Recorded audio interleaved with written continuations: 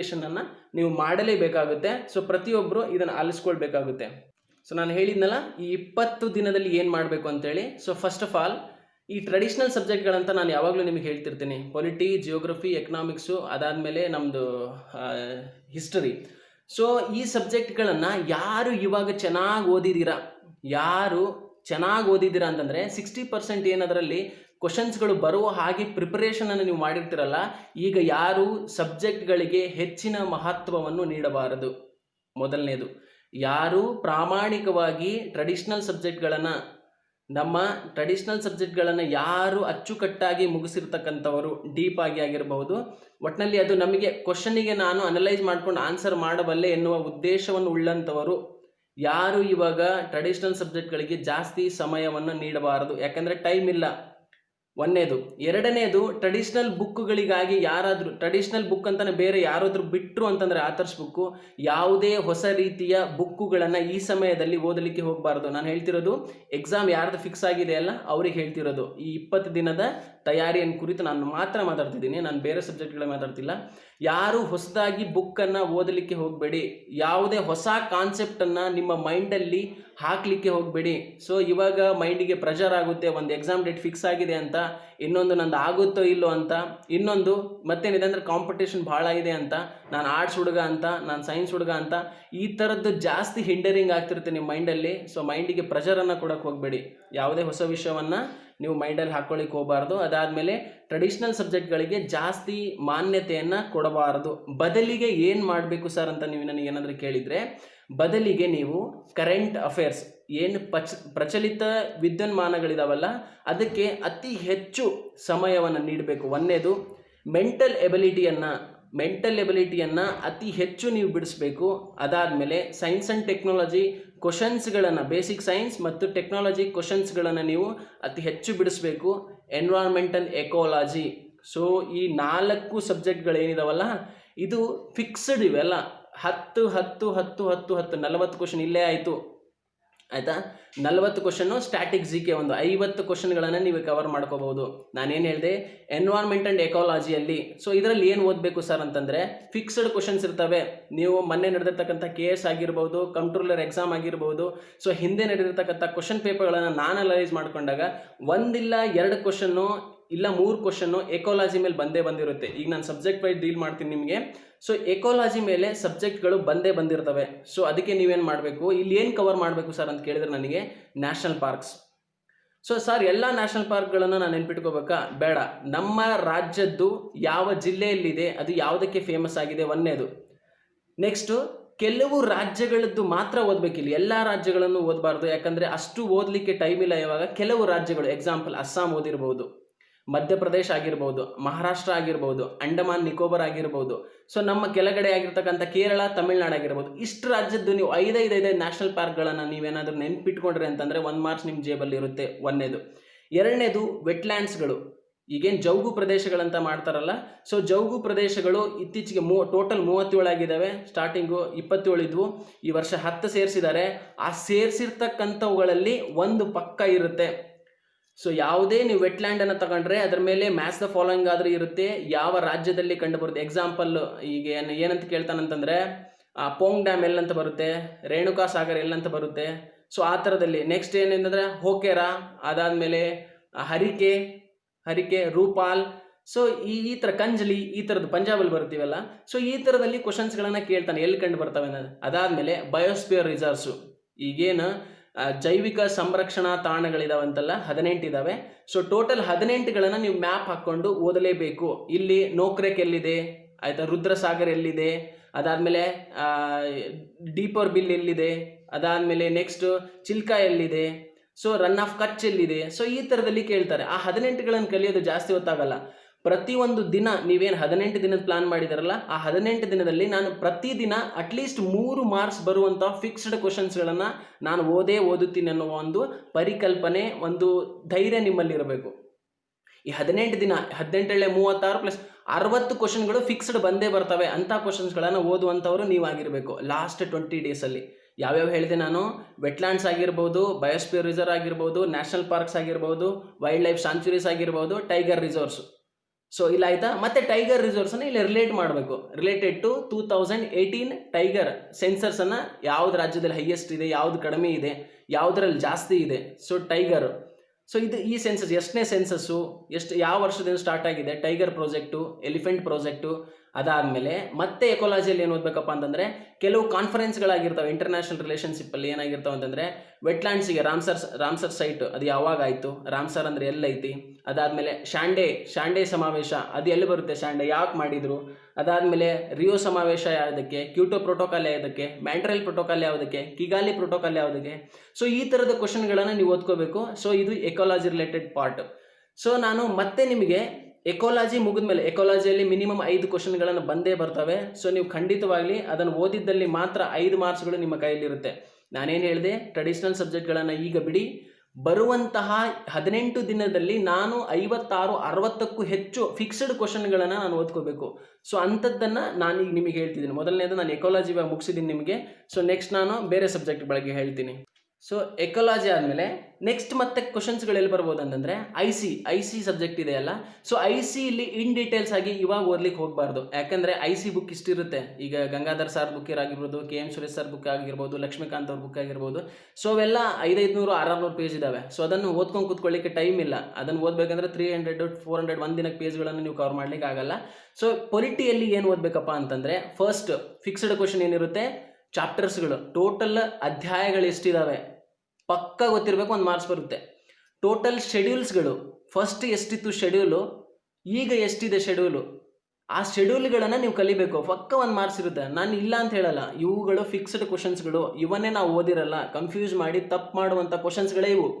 22-25 ಭಾಗಗಳಿದಾವೆ ಅಂತ ನಾರ್ಮಲ್ ಆಗಿ ಹೇಳ್ಬಿಡ್ತೀವಿ.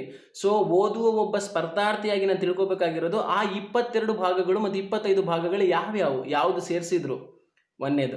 ನೆಕ್ಸ್ಟು ಇಲ್ಲಿ ವಿಧಿ ಆಧಾರಿತ ಪ್ರಶ್ನೆಗಳಿರ್ತವೆ. ಎಕ್ಸಾಂಪಲ್ಲು 1ನೇ ವಿಧಿ ಏನು ಹೇಳುತ್ತೆ, 13ನೇ ವಿಧಿ ಏನು ಹೇಳುತ್ತೆ, ಅದಾದಮೇಲೆ 5ನೇ ವಿಧಿ ಏನು ಹೇಳುತ್ತೆ, 8ನೇ ವಿಧಿ ಏನು ಹೇಳುತ್ತೆ, ಸೊ 17ನೇ ವಿಧಿ ಏನು ಹೇಳುತ್ತೆ, 18ನೇ ವಿಧಿ ಏನು ಹೇಳುತ್ತೆ, 22ನೇ ವಿಧಿ ಏನು ಹೇಳುತ್ತೆ, ಸೊ 28-29ನೇ ವಿಧಿಗಳು ಏನು ಹೇಳ್ತವೆ, 30ನೇ ವಿಧಿ ಏನು ಹೇಳುತ್ತೆ. ಸೊ ಈ ಥರದ ಕ್ವಶನ್ಗಳು ಇದ್ದೇ ಇರ್ತವೆ. 32ನೇ ವಿಧಿ ಅಂದರೆ ಸಂವಿಧಾನದ ಆತ್ಮ ಯಾವುದು, ಸೊ ನೀಲಿ ನಕಾಶೆ ಯಾವುದು, ಅದಾದಮೇಲೆ ಈ ಥರದ ಬೇಸಿಕ್ ಕ್ವಶನ್ಗಳಿರ್ತವೆ. ವಿಧಿ ಆಧಾರಿತ ಒಂದು ಪ್ರಶ್ನೆ ಇರುತ್ತೆ, ಭಾಗದಲ್ಲಿ ಒಂದು ಪ್ರಶ್ನೆ ಇರುತ್ತೆ ಅಂತ ಹೇಳಿದ್ದೀನಿ. ಸಂವಿಧಾನದ ಶೆಡ್ಯೂಲ್ಸ್ಗಳಲ್ಲಿ ಒಂದು ಕ್ವಶನ್ ಪಕ್ಕ ಇರುತ್ತೆ ಅಂತ ಹೇಳಿದ್ದೀನಿ ನಿಮ್ಗೆ, ಆಯಿತಾ. ಅದಾದಮೇಲೆ ಮತ್ತೆ ICL ಏನಪ್ಪ ಅಂತಂದರೆ ಕೆಲವು ತಿದ್ದುಪಡಿಗಳು. ಸೊ KSನಲ್ಲೇ ಕೇಳಿದ್ದಾರೆ ಅಂತಂದರೆ ತಿದ್ದುಪಡಿ ಕಾಯ್ದೆಗೆ ಮಸೂದೆಗಳು ಮತ್ತು ತಿದ್ದುಪಡಿಗಳು ನಿಮಗೆ ಗೊತ್ತಿರಲೇಬೇಕು. ಅಂದರೆ 1ನೇ ತಿದ್ದುಪಡಿ, ಅದ್ರ ಮೇಲೆ ಕ್ವಶನ್ ಏನು ಕೇಳ್ತಾನೆ, ಯಾವಾಗ ಮಾಡಿದ್ರು, ಡೇಟ್ ಯಾವುದು ಅಂತ ಕೇಳ್ತಾನೆ. ಇತ್ತೀಚೆಗೆ ಡೇಟ್ಗಳನ್ನು ಕೇಳ್ತಿದ್ದಾರೆ. ಸೊ ಇಲ್ಲಿ ನೀವು ಇದು ಮಾಡಬೇಕು, ಚಾಪ್ಟರ್ಸ್ಗಳು ಕಲಿಬೇಕು, ಶೆಡ್ಯೂಲ್ಸ್ಗಳು ಕಲಿಬೇಕು. ಎಕ್ಸಾಂಪಲ್ ಇಂಪಾರ್ಟೆಂಟ್ ವಿಧಿಗಳು ಎಲ್ಲ ಓದಬಾರ್ದು. 1ನೇ ವಿಧಿ, 42ನೇ ವಿಧಿ, 44ನೇ ವಿಧಿ, 52ನೇ ವಿಧಿ, 69ನೇ ವಿಧಿ, ಇದು ತಿದ್ದುಪಡಿ, ವಿಧಿಗಳಲ್ಲಿ ತಿದ್ದುಪಡಿ, 70ನೇ ತಿದ್ದುಪಡಿ, 91ನೇ ತಿದ್ದುಪಡಿ, 52ನೇ ತಿದ್ದುಪಡಿ, 98, 99, 100 ಇತ್ತೀಚೆಗೆ ಏನಾಗಿರ್ತಾವಲ್ಲ, ಈಗ 104 ಏನಾಗಿದ್ದಾವಲ್ಲ, ಅಲ್ಲಿವರೆಗೆ ಗೊತ್ತಿರಬೇಕು. ಸೊ ನೀವು ಮಸೂದೆನಾದರೂ ಕೇಳ್ಬೋದು, ಅವರು ತಿದ್ದುಪಡಿ ಕಾಯ್ದೆನಾದರೂ ಕೇಳ್ಬೋದು. ಸೊ ಇಲ್ಲಿ ಒಂದಂತೂ ಪಕ್ಕ ಕ್ವಶನ್ ಇದ್ದೇ ಇರುತ್ತೆ ಯಾವುದರಲ್ಲಿ, ICL. ಸೊ ನೆಕ್ಸ್ಟ್ ICL ಮತ್ತೇನಿರುತ್ತಪ್ಪ ಅಂತಂದರೆ ಈಗ ಏಜು, ಲೋಕಸಭೆ ರಾಷ್ಟ್ರಸಭೆ ತಗೊಂಡ್ರೆ ಈಗ ಏಜು ಅಂದರೆ ರಾಷ್ಟ್ರಪತಿಗೆ ಎಷ್ಟಾಗಬೇಕು, ರಾಜ್ಯಪಾಲರಿಗೆ ಎಷ್ಟಾಗಬೇಕು, ಪ್ರಧಾನಮಂತ್ರಿಗೆ ಎಷ್ಟಾಗಿರ್ಬೇಕು, ಮಂತ್ರಿಮಂಡಲಕ್ಕೆ ಎಷ್ಟಾಗಿರ್ಬೇಕು ಏಜು, ಮಿನಿಮಮ್ ಏಜ್ ಅಂತ ಕೇಳ್ತಾನೆ. ಅದಾದಮೇಲೆ ಇಲ್ಲಿ ರಿಟೈರ್ಡಿಂಗ್ ಏಜ್ ಕೂಡ ವೆರಿ ಇಂಪಾರ್ಟೆಂಟ್. ಎಕ್ಸಾಂಪಲ್ಲು ಅಪಾಯಿಂಟ್ಮೆಂಟ್ ಕಮಿಟಿಗಳಂತಿದ್ದಾವೆ ಕೆಲವು, ನಮ್ದು UPSC ಆಗಿರ್ಬೋದು, ಅದಾದಮೇಲೆ KPSC ಆಗಿರ್ಬೋದು, ಸುಪ್ರೀಂ ಕೋರ್ಟ್ ಆಗಿರ್ಬೋದು, CAG ಆಗಿರ್ಬೋದು, ಅಟಾರ್ನಿ ಜನರಲ್ ಆಗಿರ್ಬೋದು. ಸೊ ಇವ್ರದ್ದು ರಿಟೈರ್ಡಿಂಗ್ ಏಜನ್ನು ಕೇಳ್ತಾರೆ. ಸೊ ಇದು ವೆರಿ ಇಂಪಾರ್ಟೆಂಟ್. ಈಗ ಲೋಕಪಾಲ್ ಆಗಿದ್ದಾರೆ, ಲೋಕಪಾಲ್ ರಿಟೈರ್ಡಿಂಗ್ ಏಜ್ ಎಷ್ಟು ಅಂತ. ಸೊ ಒಂದು ಕ್ವಶನ್ ಯಾವುದಿರುತ್ತೆ, ರಿಟೈರ್ಡಿಂಗ್ ಏಜ್ ಬಗ್ಗೆ, ಅಪಾಯಿಂಟ್ಮೆಂಟ್ ಏಜ್ ಬಗ್ಗೆ. ಅದಾದಮೇಲೆ ಯಾರನ್ನು ನೇಮಿಸ್ತಾರೆ ಅನ್ನೋದ್ರ ಮೇಲೆ ಒಂದು ಕ್ವಶನ್ ಇರುತ್ತೆ. ನೆಕ್ಸ್ಟ್ ಪ್ರಮಾಣ ವಚನ, ನಾರ್ಮಲ್ ಆಗಿ ಎಲ್ಲರಿಗೂ ಗೊತ್ತಿರಬೇಕು. ಮುಖ್ಯಮಂತ್ರಿಗೆ ಯಾರು ಮಾಡ್ತಾರೆ, ರಾಷ್ಟ್ರಪತಿಗೆ ಯಾರು ಮಾಡ್ತಾರೆ, ಸುಪ್ರೀಂ ಕೋರ್ಟ್ ನ್ಯಾಯಾಧೀಶರಿಗೆ ಯಾರು ಮಾಡ್ತಾರೆ, ಸೊ ರಾಜ್ಯಪಾಲರಿಗೆ ಯಾರು ಮಾಡ್ತಾರೆ. ಸೊ ಈ ಥರದ ಕ್ವಶನ್ಗಳು ನಿಮಗೆ ಪಕ್ಕಾ ಗೊತ್ತಿರಬೇಕು. ಅಂದರೆ ಒಂದು ಕ್ವಶನ್ ಪಕ್ಕ ಬಂದಿರುತ್ತೆ.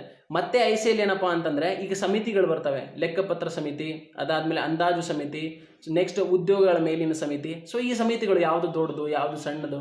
ಸೊ ಈ ಥರದ ಕ್ವಶನ್ಸ್ಗಳು ಬಂದೇ ಬರ್ತವೆ. ನಾನು ಹೇಳಿದ್ದೀನಿ IC ರಿಲೇಟೆಡ್ ಚಾಪ್ಟರ್ಸು, ಶೆಡ್ಯೂಲ್ಸು, ವಿಧಿಗಳು, ಅದಾದಮೇಲೆ ಅಮೆಂಡ್ಮೆಂಟ್ಸ್ ಅಂದರೆ ತಿದ್ದುಪಡಿಗಳು, appointments, next ರಿಟೈರ್ಡಿಂಗ್ age, appointment age, ಅಂದರೆ ಮಿನಿಮಮ್ ಏಜ್ ಯಾವುದಕ್ಕೆ ಯಾವ್ದು ಅಂತೇಳಿ. ಅದಾದಮೇಲೆ ಇತ್ತೀಚೆಗೆ ಆಗಿರ್ತಕ್ಕಂತಹ ವ್ಯಕ್ತಿಗಳನ್ನು ಕರೆಂಟ್ ಅಫೇರ್ಸಿಗೆ ರಿಲೇಟ್ ಮಾಡಬೇಕು. ಎಕ್ಸಾಂಪಲ್ ಮೊನ್ನೆ CAG ಅವರಾದರು ಗಿರೀಶ್ ಚಂದ್ರ ಮುರ್ಮು ಅವರು. ಮಾನ್ಯ ಗಿರೀಶ್ ಚಂದ್ರ ಮುರ್ಮು ಅವರಾಗಿದ್ದನ್ನು ಅವರು ಫಸ್ಟ್ ಲೆಫ್ಟಿನೆಂಟ್ ಗವರ್ನರ್ ಇದ್ರು ಯಾವುದು ಕಾಶ್ಮೀರದ್ದು. ಸೊ ಈಗೇನು ಮಾಡಿದ್ರು, ಜಮ್ಮು ಕಾಶ್ಮೀರದಿಂದ ಅವರಿಗೆ CAG ಮಾಡಿದ್ರು. ಎಷ್ಟನೇ CAG ಅಂತ ನಾರ್ಮಲ್ ಆಗಿ ಕ್ವಶನ್ ಮಾಡಿಬಿಡ್ತಾನೆ. ಅದನ್ನೇ ICಗೆ ರಿಲೇಟ್ ಮಾಡಬೇಕು, ಯಾವ ವಿಧಿ ಇದರ ಕುರಿತು ಹೇಳುತ್ತದೆ ಅಂತೇಳಿ ಹೇಳ್ಬಿಡ್ತಾನೆ. ಆಯ್ತಾ, CAG ಅವ್ರ ರಿಟೈರ್ಡಿಂಗ್ ಏಜ್ ಅಂತ ಕೇಳ್ಬಿಡ್ತಾನೆ. ಸೊ ಈ ಥರದಲ್ಲಿ ಇರಬೇಕಾದ್ರೆ ನಾವು ಎಕ್ಸ್ಪೆಕ್ಟ್ ಮಾಡ್ಬೋದಲ್ವಾ ಕ್ವಶನ್ಸ್ಗಳನ್ನು. Yes, fixed questions. ನಾನೀಗ ಡೀಪ್ ಆಗಿ ಓದೋದ್ರ ಬದಲು 18 ದಿನದಲ್ಲಿ ನನಗೆ ಮಿನಿಮಮ್ ಅಂದ್ರೆ ದಿನಕ್ಕೆ 4-5 ಕ್ವಶನ್ ಬರುವಂಥ ಓದ್ಕೊಳ್ತೀನಿ. 60 ಕ್ವಶನ್ಗಳನ್ನು ಆರಾಮಾಗಿ ಕವರ್ ಮಾಡ್ತೀನಿ. ರಿಪೀಟೆಡ್ ಕ್ವಶನ್ಸ್ಗಳು ಒಂದು 40 ಇದ್ದೇ ಇರ್ತವೆ. ಸೊ ಆ ಥರದಲ್ಲಿ ನಿಮ್ಮ ಮೈಂಡ್ ಸೆಟ್ ಇರಬೇಕು. ನೆಕ್ಸ್ಟ್ ಜಿಯೋಗ್ರಫಿಗೆ ಅಂತ ಬಂದಾಗ ನಾನು 2 ಸಬ್ಜೆಕ್ಟ್ ಮುಗಿಸಿದೆ, ಒಂದು ಎಕಾಲಜಿ, ಒಂದು ಪೊಲಿಟಿ ಮುಗಿಸಿದ್ದೀನಿ. ಜಿಯೋಗ್ರಫಿ ಬಗ್ಗೆ ಹೇಳಬೇಕಂದ್ರೆ, ಸೊ ಜಿಯೋಗ್ರಫಿ ನಾರ್ಮಲ್ ಇರುವಂಥ ಕ್ವಶನ್ಸ್ಗಳನ್ನು ನಿಮಗೆ ಕೇಳ್ತಾನೆ. ಅವು ಫಿಕ್ಸ್ಡ್ ಕ್ವಶನ್ಸು. ಎಕ್ಸಾಂಪಲ್ಲು, ಭಾರತದಲ್ಲಿ ಎಷ್ಟು ರಾಜ್ಯಗಳಿವೆ, ಭಾರತದಲ್ಲಿ ಎಷ್ಟು ಯೂನಿಯನ್ ಟೆರಿಟರಿಗಳಿವೆ, ದೊಡ್ಡ ಯೂನಿಯನ್ ಟೆರಿಟರಿ ಯಾವುದು, ಜಮ್ಮು ಕಾಶ್ಮೀರನೋ, ಲಡಾಖೋ, ಅಂಡಮಾನ್ ನಿಕೋಬಾರೋ, ಇನ್ನೂ ಗೊತ್ತಿಲ್ಲ ಹುಡ್ರಿಗೆ, ಬಟ್ ಅಲ್ಲೇ ಕ್ವಶನ್ಸ್ ಬರ್ತವೆ.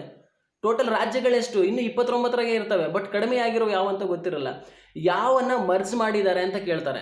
ಈಗ ಯಾವುದೋ ಒಂದು ಯೂನಿಯನ್ ಟೆರಿಟರಿನ ಮರ್ಜ್ ಮಾಡಿರ್ತಾರೆ. ನಾನು ಯಾವುದೇ ವಿಷಯಗಳನ್ನು ನಿಮಗೆ ಹೇಳ್ತಿಲ್ಲ, ನೀವೇ ಖುದ್ದಾಗಿ ಓದಿದರೆ ಮಾತ್ರ ಇದು ನಿಮಗೆ ತಿಳಿಯುತ್ತೆ. ನಾನು ಒಂದು ವಿಡಿಯೋ ಮಾಡಿ ಬಿಟ್ಬಿಟ್ಟಿದ್ದೀನಿ ಅಂತಂದರೆ ನಾನು ದೊಡ್ಡ ವ್ಯಕ್ತಿ ಆಗಿರಲ್ಲ. ಸೊ ನಾನು ತಿಳ್ಕೊಂಡಿದ್ದೀನಿ, ಅದನ್ನು ನಿಮಗೆ ಸ್ವಲ್ಪ ಹೇಳ್ತಿದ್ದೀನಿ. ಸೊ ಈ ರೂಟಲ್ಲಿ ನೀವು ಲಾಸ್ಟಲ್ಲಿ ಫಾಲೋ ಮಾಡಿದರೆ ನಿಮಗೆ ಸಕ್ಸಸ್ಸು ಕಾಣ್ಬೋದು. ಸೊ ಈ ಸ್ಟ್ರಾಟಜಿ ನಿಮಗೆ ಫಾಲೋ ಆದಲ್ಲಿ ಮಾತ್ರ ನೀವು ಇದನ್ನು ಫಾಲೋ ಮಾಡಿ, ಅಂದರೆ ಇಂಟ್ರೆಸ್ಟ್ ಬಂದಲ್ಲಿ ಮಾತ್ರ ಇದನ್ನು ಫಾಲೋ ಮಾಡಿ, ಇಲ್ದಿದ್ರೆ ಬೇಡ. ಸೊ ನೆಕ್ಸ್ಟ್ ಏನಿರುತ್ತೆ ಗೊತ್ತಾ, ಯೂನಿಯನ್ ಟೆರಿಟರಿ ಹೇಳಿದೆ, ಯಾರು ಲೆಫ್ಟಿನೆಂಟ್ ಇದ್ದಾರೆ, ಯಾರು ಅಡ್ಮಿನರ್ ಇದ್ದಾರೆ, ಅದು ವೆರಿ ವೆರಿ ಇಂಪಾರ್ಟೆಂಟ್. ಇಲ್ಲಿ ಯಾರಿದ್ದಾರೆ ಅಂತೇಳಿ, ಡೆಲ್ಲಿಗೆ ಯಾರಿದ್ದಾರೆ ಈಗ. ಸೊ ದಿಯೋ ದಮನ್ ಮರ್ಜ್ ಮಾಡಿದ್ರೆ ಯಾವ್ದು, ದಾದ್ರಾ ಮತ್ತು ನಗರ ಹವೇಲಿ ಜೊತೆ, ಅದರದ್ದು ಕ್ಯಾಪಿಟಲ್ ಯಾವುದಂತ ಸಿಂಪಲ್ ಕ್ವಶನ್ ಕೇಳ್ಬಿಡ್ತಾನೆ. ಅವೆರಡನ್ನು ಸೇರಿಸಿದಾರಲ್ಲ, ಸೊ ಅದರ ಕ್ಯಾಪಿಟಲ್ ಯಾವುದಂತ ಕ್ವಶನ್ಗಳನ್ನು ಕೇಳ್ಬಿಡ್ತಾನೆ. ಅದಾದಮೇಲೆ ನೆಕ್ಸ್ಟು ಇಂಡಿಯಾದ ಉದ್ದ, ಅಗಲ, ಅಳತೆ, ಯಾವ್ದು ರಾಜ್ಯ ದೊಡ್ಡದು, ಯಾವುದು ಸಣ್ಣದು, ಯಾವುದು ಜನಸಂಖ್ಯೆಯಲ್ಲಿ ದೊಡ್ಡದು. ಸೊ ಈ ಥರದಲ್ಲಿ ಕ್ವಶನ್ಗಳನ್ನು ಕೇಳ್ತಿರ್ತಾರೆ. ಸೊ ಅದಾದಮೇಲೆ ಇಲ್ಲಿ ಮತ್ತೆ ಫಿಸಿಕಲ್ ಜಿಯೋಗ್ರಫಿಯಿಂದ ವಾಯುಗೋಳದಲ್ಲಿ ಒಂದು ಕ್ವಶನ್ ಪಕ್ಕನೇ ಇದ್ದೇ ಇರುತ್ತೆ. ಸ್ಟ್ರಾಟೋಸ್ಪಿಯರು, ಟ್ರೋಪೋಸ್ಪಿಯರು, ಮೀಸೋಸ್ಪಿಯರು, ಅಯೋನೋಸ್ಪಿಯರ್, ಎಕ್ಸೋಸ್ಪಿಯರಲ್ಲಿ ಒಂದು ಕ್ವಶನ್ನು ಪಕ್ಕ ಇದ್ದೇ ಇರುತ್ತೆ. ಆಯಿತಾ.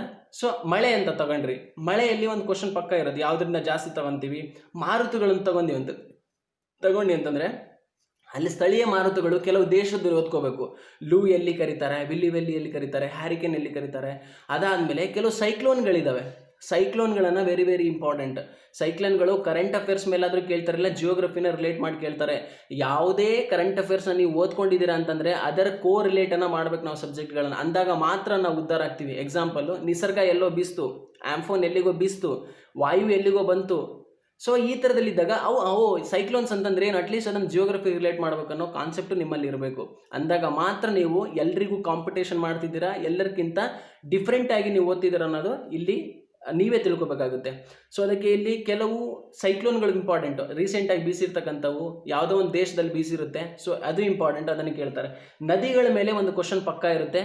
ಇಲ್ಲಿ ಯಾರಿಗೂ ಅರ್ಥ ಆಗಿರಲ್ಲ ಅಂತಂದರೆ ಏನು ತಪ್ಪು ತಿಳ್ಕೊಳ್ಳೋಂಥದ್ದು ಏನಿಲ್ಲ.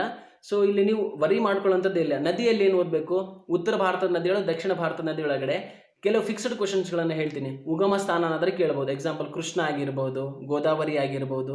ಸೊ ಇವು ಮೇನು ಇಲ್ಲಿ ಸಬ್ ಅಂದರೆ ಟ್ರಿಬ್ಯೂಟರೀಸ್ ಏನಿರ್ತಾವಲ್ಲ, ಉಪನದಿಗಳಿಗೆ ಯಾವುದೇ ಕಾರಣಕ್ಕೂ ಇದು ಕೇಳಲ್ಲ. ಕೇಳಿದರೆ ಅದು ಅನ್ಎಕ್ಸ್ಪೆಕ್ಟೆಡ್, ಅಂಥವನ್ನ ನೆನ್ಪಿಟ್ಕೋಬಾರ್ದು. ಗಂಗಾ ನದಿ ಎಲ್ಲಿ ಹುಟ್ಟಿತು, ಸಿಂಧು ನದಿ ಎಲ್ಲಿ ಹುಟ್ಟಿತು, ಸಟ್ಲೇಜ್ ಎಲ್ಲಿ ಹುಟ್ಟಿತು, ಅದನ್ನೇ ಕೇಳ್ತಾರೆ. ಆಯಿತಾ, ಅವು ಮೇನ್ ನದಿಗಳು, ಅವನ್ನ ಕೇಳ್ತಾರೆ. ಅದಾದಮೇಲೆ ಉತ್ತರಕ್ಕೆ ಮತ್ತು ಅಂದರೆ ಪಶ್ಚಿಮಕ್ಕೆ ಮತ್ತು ಪೂರ್ವಕ್ಕೆ ಹರಿಯುವ ನದಿಗಳನ್ನ ಜಸ್ಟ್ ಡಿಫ್ರೆನ್ಸ್ ಮಾಡ್ರಿ ಅಂತ ಹೇಳ್ತಾರೆ, ಯಾವುದಲ್ಲ ಯಾವುದು ಹೌದು ಅಂತೇಳಿ. ಅದಾದಮೇಲೆ ಉಪನದಿಗಳನ್ನು ಜಾಸ್ತಿ ಕೇಳ್ತಿದ್ದಾರೆ ಇತ್ತೀಚೆಗೆ. ಕೃಷ್ಣಾ ನದಿಯ ಉಪನದಿಗಳು, ಎಕ್ಸಾಂಪಲ್ ಘಟಪ್ರಭಾ, ಮಲಪ್ರಭಾ, ದೋಣಿ, ಭೀಮಾ, ಈಗ ಒಂದು ವರ್ಣ. ಸೊ ಈ ಥರದ್ದೆಲ್ಲ ನದಿಗಳನ್ನು ಕೊಡ್ತಿದ್ದಾರೆ. ಗೋದಾವರಿ ನದಿ ಅಂದರೆ ದೊಡ್ಡ ನದಿಗಳಿರ್ತಾವಲ್ಲ, ಈ ಎಕ್ಸಾಂಪಲ್ ಸಿಂಧು ನದಿ, ಗೋದಾವರಿ ನದಿ, ಬ್ರಹ್ಮಪುತ್ರ ನದಿ, ಕೃಷ್ಣಾ ನದಿ, ಕಾವೇರಿ ನದಿ. ಇವು 5-6 ಉಪನದಿಗಳು ತಿಳ್ಕೊಂಡಿರ್ಬೇಕು. ಅವಾಗ ಏನು ಮಾಡ್ತೀರಾ, ಅವು ಓದ್ಕೊಂಡಿರೋದ್ರೊಳಗೆ ಬಂತಂದರೆ ಓಕೆ ಟಿಕ್ ಮಾಡ್ತೀರಾ, ಬಂದಿಲ್ಲ ಅಂತಂದ್ರೆ ಡಿಲೀಟ್ ಮಾಡ್ಬೋದು. ಆಯಿತಾ. ಸೊ ಇದು ವೆರಿ ವೆರಿ ಇಂಪಾರ್ಟೆಂಟ್. ಅದಾದಮೇಲೆ ಜಲಾಶಯಗಳನ್ನು ಕೇಳ್ತಿದ್ದಾರೆ ಅಂತಂದರೆ, ಈಗ ಜಲಪಾತಗಳು, ಜಲಾಶಯಗಳು ಮತ್ತು ವಿವಿಧ ಉದ್ದೇಶ ನದಿ ಕಣಿವೆ ಯೋಜನೆಗಳನ್ನು ಇದ್ರ ಮೇಲೆ ಕೇಳ್ತಿದ್ದಾರೆ. ಎಕ್ಸಾಂಪಲ್ ಅತ್ಯಂತ ಹಳೇದು ಯಾವುದು, ಫಸ್ಟ್ ಯಾವುದು, ಅದಾದಮೇಲೆ ದೊಡ್ಡದು ಯಾವುದು, ಅದಾದಮೇಲೆ ವಿಸ್ತಾರವಾದದ್ದು ಯಾವುದು. ಸೊ ಈ ಥರದ ಕ್ವಶನ್ಗಳನ್ನು ಎಲ್ಲಿ ಕೇಳ್ತಿದ್ದಾನೆ ಅಂತಂದರೆ ಜಿಯೋಗ್ರಫಿಯಲ್ಲಿ ಕೇಳ್ತಿದ್ದಾನೆ. ನೆಕ್ಸ್ಟ್ ಏನು ಹೇಳಿದೆ ನಾನು, ಮೋಡಗಳಾಗಿರ್ಬೋದು, ಅಂದರೆ ಮಳೆ ತರುವ ಮೋಡಗಳ್ಯಾವು. ಅದಾದಮೇಲೆ ಕುದುರೆ ಬಾಳ ಉಳ್ಳಂತಹ ಮೋಡಗಳ್ಯಾವು. ಅದಾದಮೇಲೆ ಉಣ್ಣೆಗುಡ್ಡೆ ಅಂತಹ ಮೋಡಗಳ್ಯಾವು. ಸೊ ಈ ಥರದಲ್ಲಿ ಕೇಳ್ತಿದ್ದಾನೆ. ಸೊ ನೆಕ್ಸ್ಟ್ ಇದನ್ನೇ ರಿಲೇಟ್ ಮಾಡ್ಬೇಕಂದ್ರೆ ಗ್ರೀನ್ ಹೌಸ್ ಗ್ಯಾಸ್ಗಳಾಗಿರ್ಬೋದು, ಆ್ಯಸಿಡ್ ರೈನ್ ಆಗಿರ್ಬೋದು, ಸೈನ್ಸನ್ನು ರಿಲೇಟ್ ಮಾಡಿ ಕೇಳ್ತಾನೆ ಜಿಯೋಗ್ರಫಿನ. ಸೊ ಇವೇ ಕ್ವಶನ್ಗಳಿರ್ತವೆ. ನೆಕ್ಸ್ಟ್ ಕೆಲವು ಘಾಟಿಗಳು, ಅಂದರೆ ಚಾರ್ಮುಡಿ ಘಾಟ್ ಎಲ್ಲಿಗೆ, ಆಗುಂಬಿ ಘಾಟ್ ಎಲ್ಲಿಗೆ, ಹುಲಿಕಲ್ ಘಾಟ್ ಎಲ್ಲಿಗೆ, ಅದಾದಮೇಲೆ ದೇಶದ ವೈಸ್ ತಗೊಂಡಾಗ ನಾವು ತಾಲ್ ಘಾಟ್ ಎಲ್ಲಿ, ಪಾಲ್ ಘಾಟ್ ಎಲ್ಲಿ, ಬೋರ್ ಘಾಟ್ ಎಲ್ಲಿ. ಸೊ ಈ ಥರದ ಕೆಲವು ಘಾಟ್ಗಳಿದ್ದಾವೆ, ಕೆಲವು ಪಾಸ್ಗಳಿದ್ದಾವೆ. ರೊಟ್ಟಂಗ ಪಾಸ್ ಎಲ್ಲಿ, ಅದಾದಮೇಲೆ ಜೋಜಿಲಾ ಪಾಸ್ ಎಲ್ಲಿ, ಅದಾದಮೇಲೆ ಸೊ ಈ ಥರದ ಕ್ವಶನ್ಗಳನ್ನು ಕೇಳ್ತಿದ್ದಾನಲ್ವಾ. ಸೊ ಇವು ಎಕ್ಸ್ಪೆಕ್ಟೆಡ್ ಕ್ವಶನ್ ಅಲ್ವಾ. ಸೊ ಅದಕ್ಕೆ ಈ 18 ದಿನಗಳನ್ನು ನೀವು ಜಾಸ್ತಿ ಇಲ್ಲೇ ಮಾಡಬೇಕು. ಮತ್ತೆ ಜಿಯೋಗ್ರಫಿಗಳಂತಂದರೆ 18 ರೈಲ್ವೆ ವಲಯಗಳು ಮಾಡಿದ್ದಾರೆ. ಸೊ ಎಷ್ಟಂತ ಕೇಳಿಬಿಡ್ತಾನೆ, 18 ಅಂತ ಯಾವುದಂತ ಕೇಳಿಬಿಡ್ತಾನೆ. ಯಾವುದಾದ್ರೂ ಒಂದು ರೈಲ್ವೆ ವಲಯದ ಮೇಲೆ ಒಂದು ಕ್ವಶನ್ ಪಕ್ಕ ಇದ್ದೇ ಇರುತ್ತೆ. ಬಂತು ಅಂತ ಯುವರ್ ಡೆಡಿಕೇಶನ್, ಹಾರ್ಡ್ ವರ್ಕ್, ಆ ಥರ ಸ್ಮಾರ್ಟ್ ವರ್ಕ್ ಮಾಡಿದ್ದೀರಾ ಅಂತ ಅರ್ಥ. ಬರಲಿಲ್ಲ ಅಂತಂದರೆ ಅದು ಲರ್ನಿಂಗು ಮತ್ತೆ ಇದು ನಿನಗೊಂದು ಕಲಿಸ್ಕೊಟ್ಟಿರುತ್ತೆ, ನೀನು ತಿಳ್ಕೊಂಡಿದ್ಯಾ, ಇದ್ರ ಮೇಲೆ ಭರವಸೆ ಇದೆ ಅಂತೇಳಿ. ನೆಕ್ಸ್ಟ್ ಕರಾವಳಿಗಳಾಗಿರ್ಬೋದು, ಬಂದರುಗಳಾಗಿರ್ಬೋದು. ಸೊ ಇತ್ತೀಚೆಗೆ ಕೆಲವು ಬಂದರುಗಳನ್ನು ಇದು ಮಾಡಿರ್ತಾರೆ, ನಾಮಕರಣ ಮಾಡಿದ್ದಾರೆ. ಸೊ ಅಂಥವ ಬೇಸಿಕ್ ಕ್ವಶನ್ಸ್ಗಳನ್ನು ಕೇಳಿರ್ತಾರೆ. ನೀವು ಭಾಳಷ್ಟು ಓದ್ಕೊಂಡಿರ್ತೀರ, ಬಟ್ ನಾವು ಓದಿದ್ದೆಲ್ಲ ಎಕ್ಸಾಮಲ್ಲಿ ಬಂದಿರಲ್ಲ. ಸೊ ಅದು ಅವ್ರು ಕೇಳಿರೋದು ಕೂಡ, ನಾನು ಹೇಳ್ತಿರ್ತಾನಲ್ಲ ಯಾವಾಗಲೂ, ಅವ್ರು ಕೇಳಿರೋದು ಕೂಡ ನಾವೆಲ್ಲವನ್ನು ಓದ್ಕೊಂಡಿರಲ್ಲ. ಸೊ ಆ ಕಾರಣದಿಂದ ನಾವೇನು ಮಾಡಬೇಕು, ಕೆಲವು ಬರುವಂಥವನ್ನ ಪರ್ಫೆಕ್ಟ್ ಆಗಬೇಕು. ಇಲ್ಲಿ ನಾನು ಹೇಳ್ತಿರೋದು ನೀವು ಓದ್ಕೊಂಡಿದ್ದೀರಾ, ಬಟ್ ಅವನ್ನೇ ಪರ್ಫೆಕ್ಟ್ ಬರಬೇಕಿಲ್ಲಿ. ಯಾರು ರಿಪಿಟೇಷನ್ಗಳನ್ನು ಮಾಡ್ತಾರೆ ಅವರಷ್ಟೇ ಎಕ್ಸಾಮ್ಗಳನ್ನು ಪಾಸ್ ಮಾಡ್ತಾರೆ. ಯಾಕಂತಂದರೆ ಅಲ್ಲಿ ಹೋದಾಗ 18 ರೈಲ್ವೆ ವಲಯಗಳು ಒಂದೇ ಥರ ಕಾಣ್ತವೆ.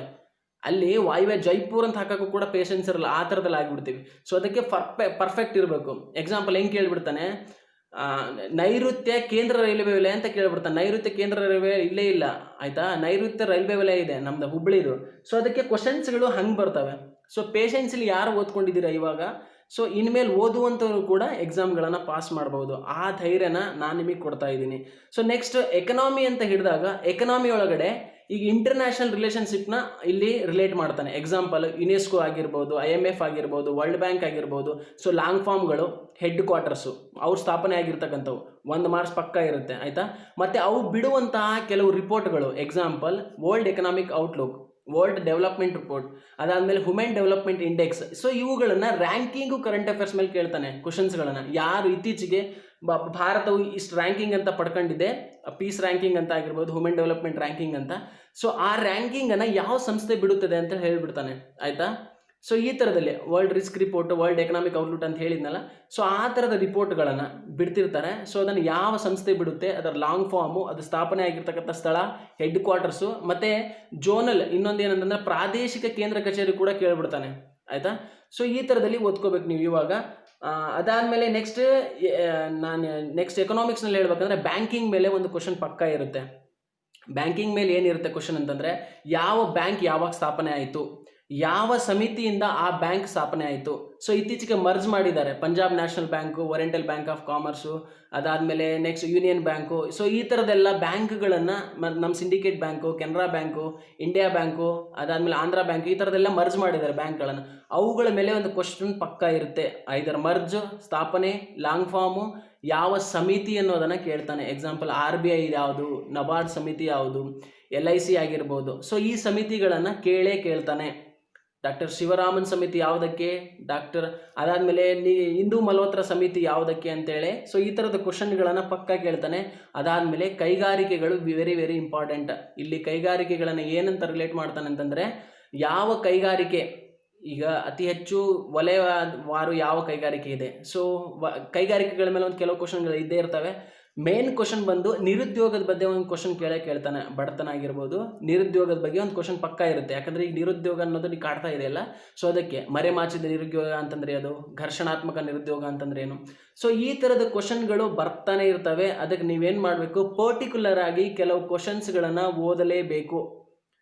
ಸೊ ನೆಕ್ಸ್ಟ್ ನಾನು ಹಿಸ್ಟ್ರಿಗೆ ಬರ್ತೀನಿ. ಸೊ ಹಿಸ್ಟ್ರಿಯಲ್ಲಿ ನೀವು ಏನ್ಷಿಯಂಟ್ ಹಿಸ್ಟ್ರಿನ ಬಿಟ್ಟೇ ಬಿಡ್ರಿ. ಅಲ್ಲಿ ಬೌದ್ಧ ಧರ್ಮ, ಜೈನ ಧರ್ಮ ಅಷ್ಟೇ ಓದಿ. ಅದಾದಮೇಲೆ ಸಿಂಧು ನಾಗರಿಕತೆಯಲ್ಲಿ ಕೆಲವು ಅನ್ವೇಷಣೆಗಳು ಯಾರ್ಯಾರು ಕಂಡಿಡಿದ್ರು ಅನ್ನೋದನ್ನು ಅಷ್ಟೇ ಓದಿ. ಅಲ್ಲಿ ಮಿಡ್ವೆಲ್ ಹಿಸ್ಟ್ರಿಗೆ ಬಂತಂದರೆ ಕೆಲವು ಬಿರುದುಗಳು ಆಗಿರ್ಬೋದು, ಅವ್ರು ತಂದಿರ್ತಕ್ಕಂಥ ಆಡಳಿತ ವಿಭಾಗದಲ್ಲಿ ಯಾರನ್ನ ಏನಂತ ಕರಿತಿದ್ರು, ಆಯಿತಾ.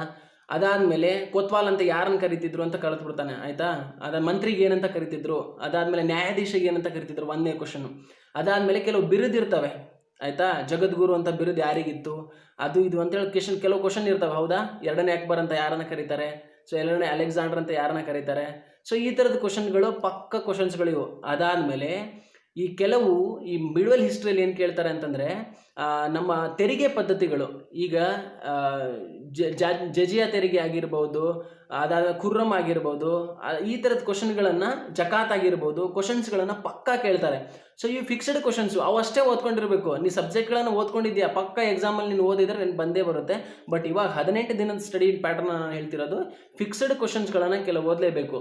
ಸೊ ಮಿಡ್ವಲಲ್ಲಿ ವಿಜಯನಗರ ಸಾಮ್ರಾಜ್ಯ ಮೇಲೆ ಒಂದು ಪಕ್ಕ ಇರುತ್ತೆ ಕ್ವಶನ್ನು. ಅದು ಐದರ ಯಾರು ಬಂದರು, ಯಾರು ಇನ್ವೆಂಟರ್, ಅಂದರೆ ಬೇರೆ ದೇಶದಿಂದ ಬಂದಿರತಕ್ಕಂಥ ಕೆಲವು ವ್ಯಕ್ತಿಗಳನ್ನು ಕೇಳ್ತಾರೆ, ಯಾರು ಆಡಳಿತದಲ್ಲಿ ಬಂದಿದ್ರು ಅಂತ ಕೇಳ್ತಾರೆ. ಅದಾದಮೇಲೆ ಕೆಲವು ಆಡಳಿತ ಸುಧಾರಣೆಗಳನ್ನು ತಂದಿರತಕ್ಕಂತಹ ದಿವಾನರ ಬಗ್ಗೆ ಕೇಳ್ತಾನೆ, ಎಲ್ಲಿ, ಮೈಸೂರಲ್ಲಿ. ಸೊ ಅಲ್ಲಿ ಪಕ್ಕ ಒಂದು ಕ್ವಶನ್ ಇರುತ್ತೆ. ಅದಾದಮೇಲೆ ವಿಜಯನಗರ ಸಾಮ್ರಾಜ್ಯನ ರಿಲೇಟ್ ಮಾಡ್ಕೊಂಡು ಬಹುಮನಿ ಸುಲ್ತಾನರ ಬಗ್ಗೆ ಕೇಳ್ತಾನೆ ಕ್ವಶನ್ನು. ಅಲ್ಲಿ ನಡೆದಿರ್ತಕ್ಕಂಥ ತಾಳಿಕೋಟೆ ಕದನದಲ್ಲಿ ಯಾರು ಭಾಗವಹಿಸಿದ್ರು, ಯಾರು ಭಾಗವಹಿಸಿರಲ್ಲ, ಯಾರು ಸ್ಥಾಪಕ. ಸೊ ಆ ಥರದಲ್ಲಿ ಕ್ವಶನ್ಗಳನ್ನು ಕೇಳ್ತಾರೆ. ಇಷ್ಟಾದಮೇಲೆ ಮಾಡ್ರನ್ನಿಗೆ ಬಂದ್ವಿ ಅಂತಂದರೆ, ಇಂಡಿಯನ್ ನ್ಯಾಷನಲ್ ಮೂವ್ಮೆಂಟ್ ಮೇಲೆ ಭಾಳಷ್ಟು ಕ್ವಶನ್ಗಳು ಬರ್ತವೆ. ಇಂಡಿಯನ್ ನ್ಯಾಷನಲ್ ಮೂವ್ಮೆಂಟ್ ಮೇಲೆ ಯಾವ ಥರದ ಕ್ವಶನ್ ಬರ್ತಾವೆ ಅಂತಂದರೆ, ಎಕ್ಸ್ಪೆಷಲಿ ಗಾಂಧಿ ಯುಗದಲ್ಲಿ ಭಾಳಷ್ಟು ಕ್ವಶನ್ಗಳು ಬರ್ತವೆ. ಪತ್ರಿಕೆಗಳಾಗಿರ್ಬೋದು, ಕೆಲವು ಬುಕ್ಗಳಾಗಿರ್ಬೋದು, ಕೆಲವು ಸಂಘಟನೆಗಳನ್ನು ಸ್ಥಾಪನೆ ಮಾಡಿರೋದಾಗಿರ್ಬೋದು. ಅದಾದಮೇಲೆ INC ಕೆಲವು ಸಮ್ಮೇಳನಗಳಿರ್ತವೆ. ಮೊದಲ ಹಳ್ಳಿಯಲ್ಲಿ ನಡೆದಂಥ ಸಮ್ಮೇಳನ ಆಗಿರ್ಬೋದು. ಅದಾದಮೇಲೆ ಸ್ವರಾಜ್ ಪದವನ್ನು ಎಲ್ಲಿ ಬಳಕೆ ಮಾಡಿದರು, ಮೊದಲ ರಾಷ್ಟ್ರಗೀತೆಯನ್ನು ಎಲ್ಲಿ ಹಾಡಿದರು, ವಂದೇ ಮಾತರ ಗೀತೆಯನ್ನು ಯಾರು ಬರೆದ್ರು. ಸೊ ಅದಾದಮೇಲೆ ಈ ಬುಕ್ಕು, ಈಗ ಲೈಫ್ ಡಿವೈನ್ ಅಂತ ಯಾರು ಬರೆದ್ರು ಬುಕ್ಗಳನ್ನು.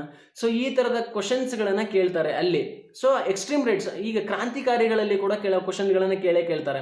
ಎಕ್ಸಾಂಪಲು, ಹೈಯೆಸ್ಟ್ ಜೈಲಲ್ಲಿ ಸತ್ತಿರ್ತಕ್ಕಂಥ ವ್ಯಕ್ತಿ ಯಾರು, ಅದಾದಮೇಲೆ ಹೈಯೆಸ್ಟ್ ದಿನಗಳನ್ನು ಉಪವಾಸ ಮಾಡೋದ್ರ ಮೂಲಕನೇ ದೇಶಕ್ಕೆ ಪ್ರಾಣವನ್ನು ಬಲಿದಾನ ಮಾಡಿರ್ತಕ್ಕಂತಹ ವ್ಯಕ್ತಿ ಯಾರು. ಸೊ ಆ ಥರದ ಕ್ವಶನ್ಗಳಿರ್ತವೆ ಗಾಂಧಿ ಯುಗದಲ್ಲಿ. ಮತ್ತು ಎಕ್ಸ್ಟ್ರೀಮ್ ರೈಟ್ಸ್, ನಮ್ಮ ಕ್ರಾಂತಿಕಾರಿಗಳಲ್ಲಿ ಕೂಡ ಕೆಲವು ಕ್ವಶನ್ಸ್ಗಳನ್ನು ಕೇಳ್ತಾರೆ. ಸೊ ಇದು ನೀವು ತಿಳ್ಕೊಬೇಕಾಗಿರೋದು. ಸೊ ಮತ್ತೆ ಹಿಸ್ಟ್ರಿಯಲ್ಲಿ ಮತ್ತೇನಪ್ಪ ಅಂತಂದರೆ, ಹಿಸ್ಟ್ರಿನ ಈಗ ರಿಲೇಟ್ ಮಾಡ್ತಾರೆ. ಯಾರೋ ಒಬ್ಬ ವ್ಯಕ್ತಿ ಸತ್ತಿರ್ತಾನೆ ಹಿಸ್ಟ್ರಿಯಲ್ಲಿ, ಯಾವುದೋ ಒಂದು ಪ್ಲೇಸು, ಈಗ ವಿಜಾಪುರದಲ್ಲಿ ಒಂದು ಪ್ಲೇಸ್, ಒಂದು ಕೊಳವೆ ಬಾವಿ ಅನ್ನೋದನ್ನು ಐಡೆಂಟಿಫೈ ಮಾಡಿದ್ದಾರೆ. ಸೊ ಆ ಥರದ ಕೆಲವು ಕ್ವಶನ್ಸ್ಗಳನ್ನು ನೀವು ಡೀಪಾಗಿ ಓದ್ಕೋಬೇಕಾಗುತ್ತೆ. ಸೊ ಇದು ನಾನು ಟ್ರೆಡಿಷನಲ್ ಸಬ್ಜೆಕ್ಟ್ಗಳನ್ನು ಡೀಪ್ ಓದೋದು ಬೇಡ, ಮೇಲ್ಮೇಲೆ ಯಾವ ಥರದಲ್ಲಿ ಓದ್ಕೋಬೇಕು, ಫಿಕ್ಸ್ಡ್ ಕ್ವಶನ್ಸ್ಗಳು ಯಾವ ಬರ್ತವೆ ಅಂತೇಳಿ ನಾನು ನಿಮಗೆ ಹೇಳಿದೆ. ಸೊ ನೆಕ್ಸ್ಟ್ ಸೆಕೆಂಡ್ ಪಾಯಿಂಟ್, ಇದರಲ್ಲಿ ಮತ್ತೆ ಸ್ಕೋರ್ ಮಾಡಲಿಕ್ಕೆ ಏನಪ್ಪ ಅಂತಂದರೆ, ಸೊ ಎರಡನೇ ಪಾಯಿಂಟ್ ಏನಪ್ಪ ಅಂತಂದರೆ, ಈ ಇಂಟರ್ನ್ಯಾಷನಲ್ ಆರ್ಗನೈಸೇಷನ್ಸ್ ಅಂತ ಹೇಳಿದ್ನಲ್ಲ, ಇಲ್ಲೇನೋ ಲಾಂಗ್ ಫಾರ್ಮ್ಸ್ ಆಗಿರ್ಬೋದು, ಸ್ಥಾಪನೆ ಆಗಿರ್ಬೋದು, ಅವು ಬಿಡುವಂಥ ಕೆಲವು ವರದಿಗಳಾಗಿರ್ಬೋದು, ಇಂಡಿಯಾದ ರ್ಯಾಂಕಿಂಗು. ಸೊ ಇವೆಲ್ಲ ನಾನು ಕರೆಂಟ್ ಅಫೇರ್ಸಿಗೆ ಈಗ ಮಾತಾಡ್ತಿದ್ದೀನಿ.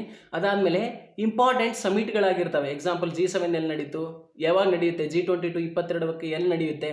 ಸೊ ಅದಾದಮೇಲೆ ನೆಕ್ಸ್ಟ್ ಬ್ರಿಕ್ಸ್ ಎಲ್ಲಿ ನಡೀತು, ಬ್ರಿಕ್ಸ್ ಬ್ಯಾಂಕಿಗೆ ಹೊಸದಾಗಿ, ಅಂದರೆ ಏಷ್ಯಾ ಡೆವಲಪ್ಮೆಂಟ್ ಬ್ಯಾಂಕಿಗೆ, ನ್ಯೂ ಡೆವಲಪ್ಮೆಂಟ್ ಬ್ಯಾಂಕಿಗೆ ಹೊಸದಾಗಿ ಅಪಾಯಿಂಟ್ಮೆಂಟ್ ಆಗಿದ್ದಾರೆ. ನಮ್ಮ ಕಾಮತ್ ಅವ್ರು ಇಳಿದ ಮೇಲೆ ಏಷ್ಯಾ ಡೆವಲಪ್ಮೆಂಟ್ ಬ್ಯಾಂಕಿಗೆ, ನ್ಯೂ ಡೆವಲಪ್ಮೆಂಟ್ ಬ್ಯಾಂಕಿಗೆ ಅವ್ರು ಇಳಿದ ಮೇಲೆ ಇನ್ನೊಬ್ಬರನ್ನ ಹಾಕಿದ್ದಾರೆ. ಸೊ ಅವ್ರನ್ನ ಓದ್ಕೋಬೇಕು. ಯಾರೋ ಉಪಾಧ್ಯಕ್ಷ ನಮ್ಮ ಭಾರತದವರೇ ಆಗಿದ್ದಾರೆ ಎರಡಕ್ಕೂ. ಸೊ ಅದು ವೆರಿ ಇಂಪಾರ್ಟೆಂಟ್. ಯಾರೋ ಒಬ್ಬರು ಇಂಟರ್ನ್ಯಾಷನಲ್ ಆರ್ಗನೈಸೇಷನ್ಗೆ ಭಾರತದಿಂದ, ಈಗ WHO ಆಗಿರ್ಬೋದು, IMF ಆಗಿರ್ಬೋದು, ಅಪಾಯಿಂಟ್ಮೆಂಟ್ಗಳನ್ನು ಮಾಡಿರ್ತಾರೆ. ಸೊ ಅವರು ವೆರಿ ಇಂಪಾರ್ಟೆಂಟು. ಅದಾದಮೇಲೆ ನೆಕ್ಸ್ಟ್ ಏನಪ್ಪ ಅಂತಂದರೆ, ನಮ್ಮ ಇಂಪಾರ್ಟೆಂಟ್ ಡೇಟ್ಸ್ಗಳು. ಎಕ್ಸಾಂಪಲು ವೆಟ್ಲ್ಯಾಂಡ್, ಎಲ್ಲವೂ ಓದಬೇಡ್ರಿ, ವೆಟ್ಲ್ಯಾಂಡ್ಸ್ ಓದ್ಕೊಳ್ಳಿ. ಪರಿಸರ ದಿನಾಚರಣೆ ಓದ್ಕೊಳ್ಳಿ. ಮಾರ್ಚ್ 21, 22, 23, 24 ಓದ್ಕೊಳ್ಳಿ. ಏಪ್ರಿಲ್ 22 ಓದ್ಕೊಳ್ಳಿ, ಆಯಿತಾ. ಮಾರ್ಚ್ 22 ಆದಮೇಲೆ ಏಪ್ರಿಲ್ 22 ಓದ್ಕೊಳ್ಳಿ.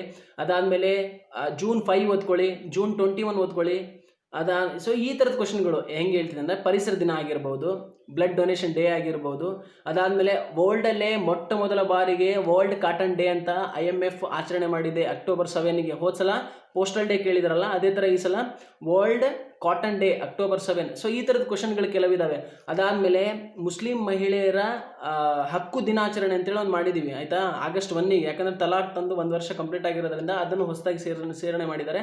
ಸೊ ಈ ಥರದ ಥೀಮ್ಗಳು ಅದರ ಜೊತೆ. ಎಕ್ಸಾಂಪಲು, ಈಗ ಪರಿಸರ ದಿನಾಚರಣೆಗೆ ಥೀಮ್ ಇರುತ್ತೆ, ವೆಟ್ಲ್ಯಾಂಡ್ಸಿಗೆ ಥೀಮ್ ಇರುತ್ತೆ. ಯೋಗ ದಿನಾಚರಣೆ, ಎಕ್ಸಾಂಪಲ್ ಯೋಗ ದಿನಾಚರಣೆ, yoga celebrate at home with family ಅಂತೇಳಿದೆ, ಆಯಿತಾ. Yoga at home celebrate with family ಅಂತೇಳಿದೆ. ಸೊ ಆ ಥರದ ಥೀಮ್ಗಳನ್ನು ಕೇಳಿಬಿಡ್ತಾರೆ. ಸೊ ಈಗ ಹೋದ ವರ್ಷದಿತ್ತು 2019 ಏನಿತ್ತು ಅಂತಂದರೆ, ಬ್ರೀಟ್ ಏರ್ ಪೊಲ್ಯೂಷನ್ ಅಂತೇಳಿ ನಾವು ಪರಿಸರ ದಿನಾಚರಣೆ ಆಚರಣೆ ಮಾಡ್ಕೊಂಡಿದ್ವಿ. ಈ ವರ್ಷದ್ದೇ ಬೇರೆ ಇದೆ, ಆಯಿತಾ, ಸೆಲೆಬ್ರೇಟ್ ಬಯೋಡೈವರ್ಸಿಟಿ ಅಂತೇಳಿ. ಸೊ ಈ ಥರದ ಕ್ವಶನ್ಗಳನ್ನು ನೀವು ಓದ್ಕೊಂಡಾಗ ಯಾವುದೇ ಮಾರ್ಕ್ಸ್ಗಳು ನಿಮ್ಮಿಂದ ತಪ್ಪಿಸ್ಕೊಂಡು ಹೋಗಲಿಕ್ಕೆ ಸಾಧ್ಯನೇ ಇಲ್ಲ, ಆಯಿತಾ. ನಾನು ಹೇಳ್ತಿದ್ದೀನಲ್ಲ, ಈ ಇಂಟರ್ನ್ಯಾಷನಲ್ ರಿಲೇಷನ್ಶಿಪ್ ಮೇಲೆ ಒಂದು ಕ್ವಶನ್ ಪಕ್ಕಾ ಇರುತ್ತೆ. ಯಾವುದಾದ್ರು ರ್ಯಾಂಕಿಂಗ್ ಆಗಿರ್ಬೋದು, ಅವ್ರು ಬಿಟ್ಟಿರ್ತಕ್ಕಂತಹ ಕೆಲವು ಆರ್ಗನೈಸೇಷನಿಂದ ಬಿಟ್ಟಿರ್ತಕ್ಕಂಥ ಏನು ಇಂಪಾರ್ಟೆಂಟ್ ಡೇಟ್ಸ್ಗಳು, ಸಬ್ಮಿಟ್ಗಳು ಮಾಡಿರ್ತಕ್ಕಂಥ ಡೇಟ್ಗಳು, ಅದರದ ಥೀಮ್ಗಳು ವೆರಿ ಇಂಪಾರ್ಟೆಂಟ್. ಅದಾದಮೇಲೆ ಮತ್ತೆ ಏನಪ್ಪ ಇಲ್ಲಿ ಅಂತಂದರೆ, ಪ್ರೈಸ್ಗಳು ಇಂಪಾರ್ಟೆಂಟ್. ನೋಬೆಲ್ ಪ್ರೈಸಲ್ಲಿ ಒಂದು ಕ್ವಶನ್ ಪಕ್ಕಾ ಇರುತ್ತೆ. ಸೊ ಅಲ್ಲಿ ಎಕ್ಸಾಂಪಲ್ ಪೀಸ್ ಪ್ರೈಸ್ ಒಬ್ಬರೇ ತಗೊಂಡಿದ್ದಾರಲ್ಲ ಅದನ್ನು ಕೇಳ್ತಾರೆ, ಇಲ್ದಿದ್ರೆ ಮೂರು ತಗೊಂಡಿರ್ತಕ್ಕಂತಹ ಕ್ವಶನ್ಸ್ಗಳನ್ನು ನಿಮಗೆ ಕೇಳ್ತಾರೆ ಅಲ್ಲಿ ಪೀಸ್ ಪ್ರೈಸ್ ತಗೊಂಡಿರ್ತಕ್ಕಂಥವ್ರು. ಅದಾದಮೇಲೆ ನೆಕ್ಸ್ಟ್ ಏನು ಮತ್ತೆ ಪ್ರೈಸ್ ಅಂತಂದರೆ ನಮ್ಮ ಪಂಪ ಪ್ರಶಸ್ತಿ. ಅದಾದಮೇಲೆ ಈಗ ಡೇಟನ್ನು ಇದು ಪ್ರೈಸನ್ನು ಚೇಂಜ್ ಮಾಡಿದ್ದಾರೆ, ಏಕಲವ್ಯ ಪ್ರಶಸ್ತಿಗೆ ಆಗಿರ್ಬೋದು, ದ್ರೋಣಾಚಾರ್ಯ ಪ್ರಶಸ್ತಿಗೆ ಆಗಿರ್ಬೋದು, ಅದಾದಮೇಲೆ ರಾಜೀವ್ ಗಾಂಧಿ ಖೇಲ್ ರತ್ನ ಪ್ರಶಸ್ತಿ ಆಗಿರ್ಬೋದು ಕೊಟ್ಟಿರ್ತಕ್ಕಂತಹ ಅವು ಕೇಳಲೇಬೇಕು. ಯಾಕಂದರೆ ರಾಷ್ಟ್ರದಿಂದ ನಾವು ಒಬ್ಬರನ್ನ ಗೌರವಿಸಿ ಕೊಡ್ತಕ್ಕಂತಹ ಒಂದು ರಾಷ್ಟ್ರ ಪ್ರಶಸ್ತಿಗಳಾಗಿರ್ತವೆ.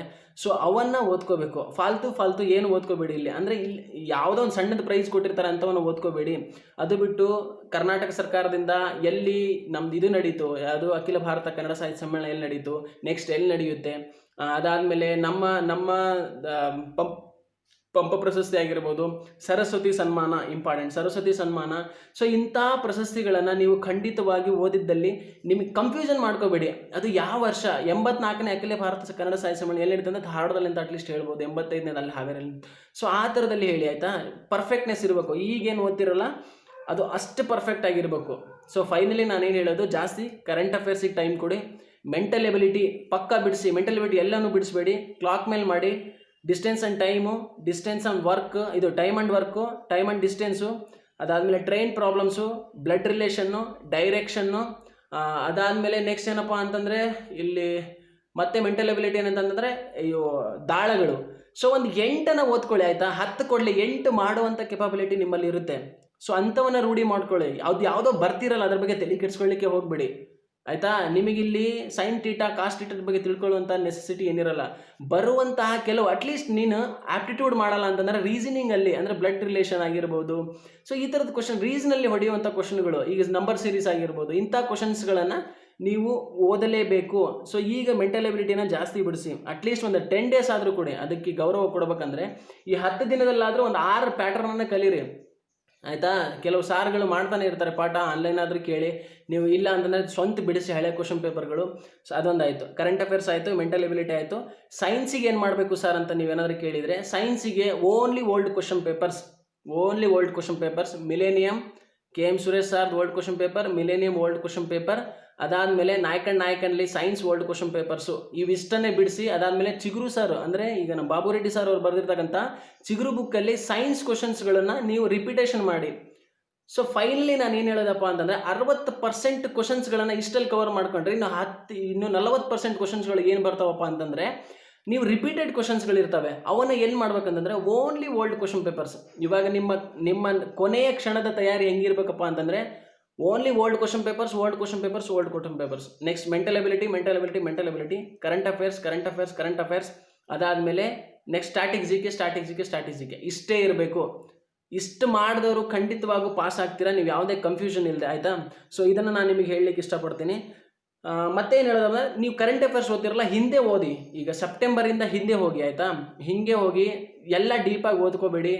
ಎಕ್ಸಾಂಪಲ್ ಒಂದೇ ಹೇಳ್ಬಿಡ್ತೀನಿ. ಈಗ ಯಾವುದು ಬಂತು, ರಫೇಲ್ ಬಂದಿದೆ.